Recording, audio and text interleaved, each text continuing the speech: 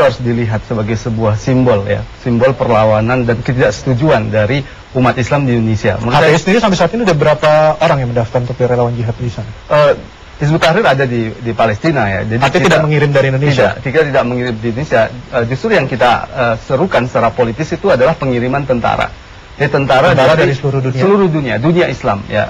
Karena kita melihat bahwa bahasa yang bisa diterima oleh Israel itu bukan bahasa perdamaian atau bahasa diplomasi. Sejak tahun 1948 sampai sekarang sudah berapa perdamaian yang dilakoni, tapi tidak pernah itu menyelesaikan masalah. Yang terjadi adalah pembantaian demi pembantaian. Tahun 48 terjadi pembantaian, lebih dari 300 orang terbunuh. Tahun 1982 terjadi pembantaian, lebih dari 3.500 orang terbunuh. Sejak masa Intifada juga terjadi pembantaian. Oleh karena itu diplomasi atau perdamaian itu tidak bisa lagi diharapkan. Yang bisa diharapkan adalah tentara-tentara dari negeri Islam yang kemudian berperang secara langsung untuk menghentikan kebiadaban. Mas Guntur, menurut Anda realistis nggak? Fakta, perang malah tidak pernah menyelesaikan persoalan, malah akan merugikan kedua belah pihak. Yang harus katakanlah seperti ini, Israel sekarang bisa nanti mengontrol Gaza. Pada akhirnya ketika dia ditekan harus melakukan perundingan, dia pasti akan mundur.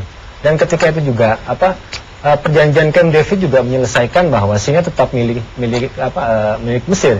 Jadi menurut saya kita juga dalam konflik sekarang juga harus membedakan antara masyarakat sipil Palestina dengan politik Hamas itu sendiri. Jadi gencatan senjata digagalkan oleh Hamas, tidak memperpanjang, itu adalah pilihan politik Hamas. Padahal kalau kita kutip misalnya dari ada sebuah lembaga survei namanya Syarqul Adnal Istisharat yang melakukan survei pada tanggal 29 sampai 30 Desember di Gaza, dan juga ini dimuat di alquds.com bahwa 60% masyarakat Gaza sebenarnya juga ingin memperbarui gencatan senjata tersebut. Ini tandanya adalah sebenarnya masyarakat Palestina juga sendiri ingin tidak mau terlibat terlalu banyak konflik, bahwa juga yang akan menyalahkan Hamas dalam konflik ini. Menyalahkan tidak, saya kira juga ada posisi yang terpojok, posisi Hamas untuk mengambil, dia harus tidak memperbarui gencatan senjata. Dalam hal ini Israel tidak fair soal gencatan senjata. Oke, gencatan senjata, tapi kenapa diblokade? Kenapa listrik dimatikan? Kenapa air dimatikan? Terutama bantuan kemanusiaan ini, kebutuhan itu. Jadi saya katakan jangan ahistoris gitu ya. Tapi awal terbentuknya Israel ini, wilayah yang dimiliki oleh Israel adalah 5,5%. Terus ketika tahun 48 menjadi 78%. Bayangkan itu. Pasca Cyprus Picot yang habis Perang Dunia Pertama itu awalnya 56%, dirampok lagi 78%. Sekarang habis 90%. Karena apakah kita akan kembali kepada sebelum tahun 48 atau tidak? Yang dituntut oleh Hamas terakhir adalah tahun 67 bahwa Gaza sama West Bank itu memang diberikan ke Palestina, tapi tidak ada hak-hak sebagai kewarganegaraan. Tidak bisa berhubungan dengan luar negeri, misalnya seperti perbatasan dikontrol oleh Israel.